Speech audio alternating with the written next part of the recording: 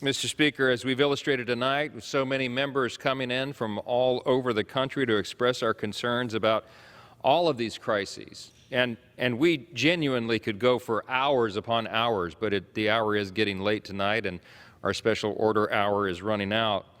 But I just want to reiterate again some of the things we highlighted in this last hour on the floor here in the People's House tonight.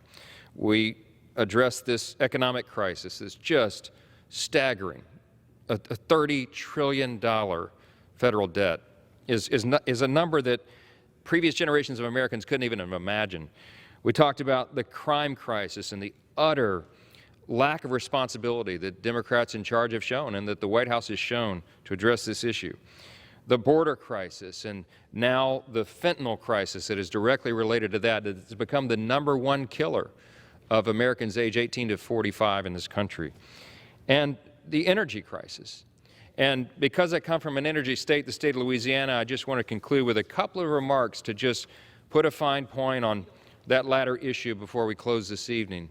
Mr. Speaker, the problem here is that, as with all of these crises, all of this is totally avoidable. All of this is the result of policy choices. It's bad decisions, bad policy by the White House and by the Democrats in charge.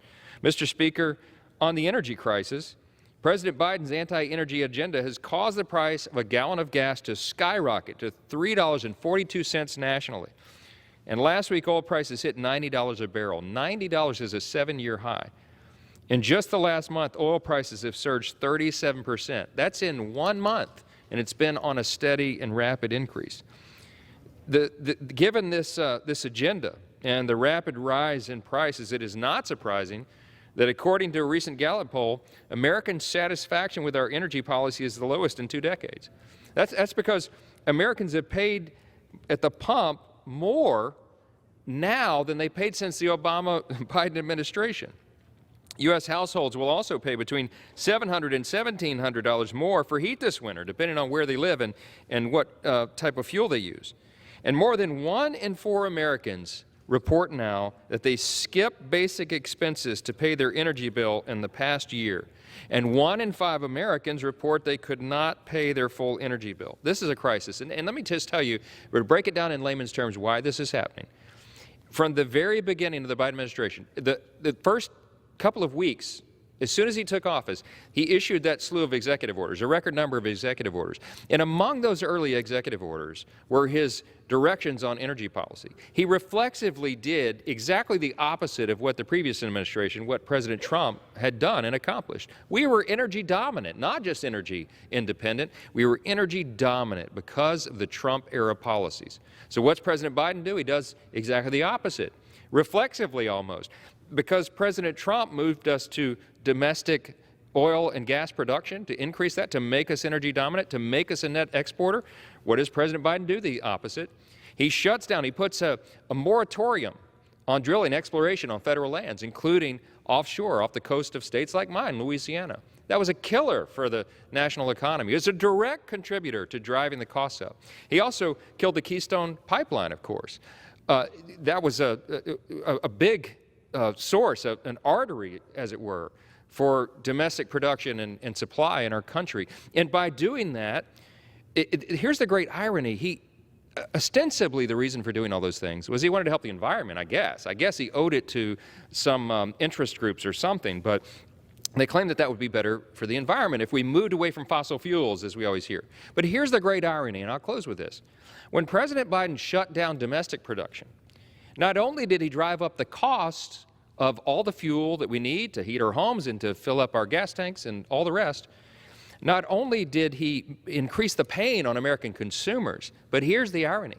When they shut down domestic production, the demand for fossil fuels, oil and gas in this country didn't go down. The demand didn't change nationally just because the president decided that he didn't want to supply it anymore. In fact, the demand is at least stabilized or in some cases gone up. So what does that mean? Well, Americans have to get their supply from somewhere else. If we're not going to produce it here, the bountiful resources that God has given us beneath our own feet, we're not going to do it here. We have to get it from somewhere else. So the Biden administration turns to OPEC.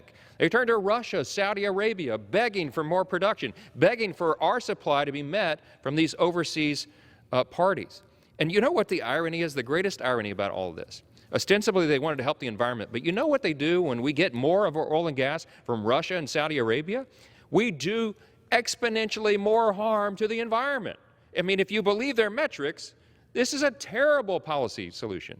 Because guess what? We produce oil and gas in a much cleaner fashion in the United States than they do in those other countries. So, you know, the great irony is not only do they drive up costs for American consumers, not only do they increase the pain for everybody, they're actually doing more harm to the world that they claim that they want to help.